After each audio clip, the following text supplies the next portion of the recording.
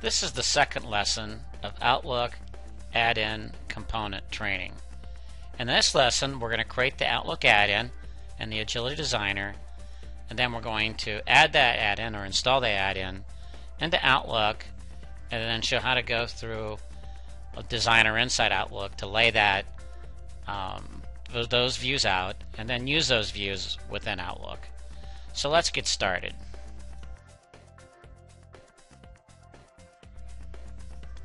We're logged into the project Outlook Add-in Component Training.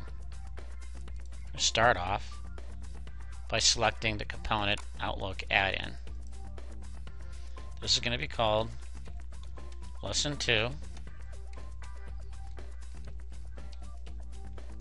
Outlook Customer Service,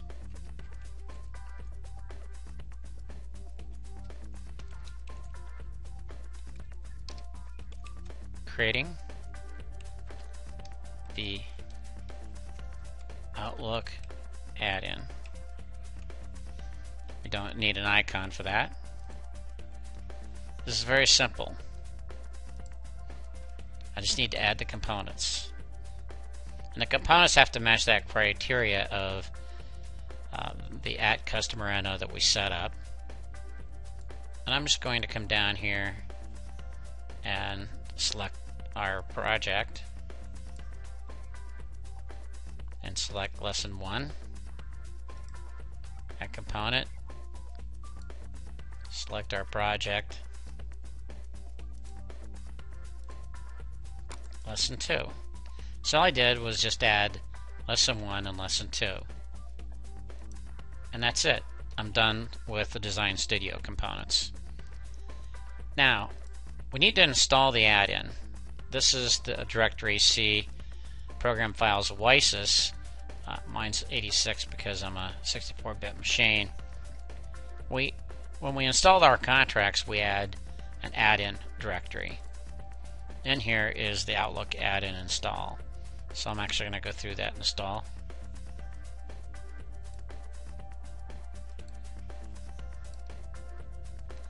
And it's going to go ahead and install the Outlook add-in component. I don't have Outlook launched at this time, but I'll launch it as soon as the install is complete.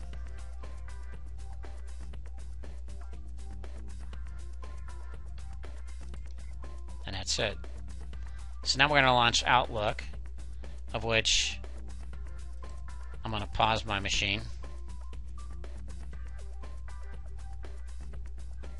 Alright, I've positioned Outlook in a subfolder called Outlook Training so that I didn't have to expose all my email. This is the one way I thought I could demonstrate this. So when Agility is first launched inside as an add-on, you can see that I see the Agility pane over here, and it's looking for a server. So I'm going to put in a server localhost, and then I'm going to put a database 010. Then I need to select the dashboard, which is our Lesson 2. And then it's best to select manual refresh. What this allows, otherwise every time you click on an email, the system's going to try to go out and look at the database, and I feel this is a more efficient way to run. Now, you can hit save here, and the dashboard does position. And in this mode, I actually have the two views here. They're kind of stacked on each other.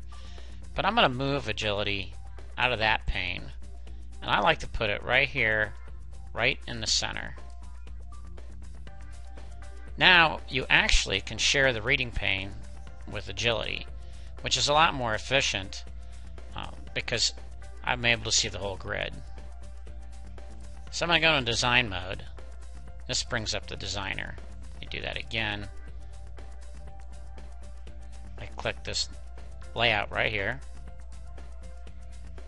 and that brings up the designer. Now I want to come back over here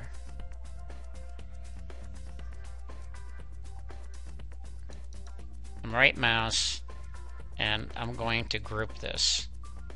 Then I'm going to right mouse, and I'm going to create tab group. I'm going to right mouse, I'm going to add tab. Now I'm going to right mouse, and I'm going to rename. I'm going to call this orders, and you have to hit return to accept that text value. That's an easy mistake to make where you just type in and then try to move off that tab. That doesn't work. This is order history.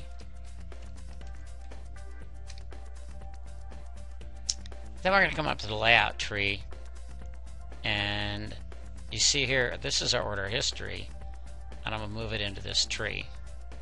I could have drug it up from below as well, but I thought it was easier to show it this way. It takes a little while to get used to this layout control. You can do a tremendous number of things with this control. So if I just now save that, I've now saved that drill down. It says no customers found. Now remember, I made this manual refresh. So I'm going to hit refresh. And it found me. Now the reason it found me was because if I launch Macola ES and I go into accounts receivable and I look at customers and 901, and I actually have Bob Hawk in here, and his email address is actually my email address, so I put it in here. So it looks in the database files for ES or AR or progression to find contact emails, and based on that, it identifies who the customer is. In this case, my reading pane says, please follow up on order 703. So if I come back here into orders and go into the order area, I'm going to go type in 703, and then I can go look at that order, and I can even print an order acknowledgement and email that back to the customer.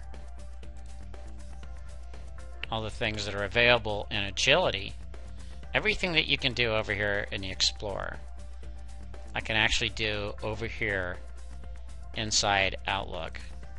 Look at order history. Remember, we wanted to look at the customer card. All that I was showing in the Explorer, now you can see over here. If I click on this confirmation and I do a refresh here, no customer found. So it's as simple as that, and now I have a full customer service capability over here inside Outlook, sharing the reading pane. And that's the end of this lesson. I want to thank you for taking the time to watch this video tutorial, and I encourage you to move on to the next video tutorial in this series.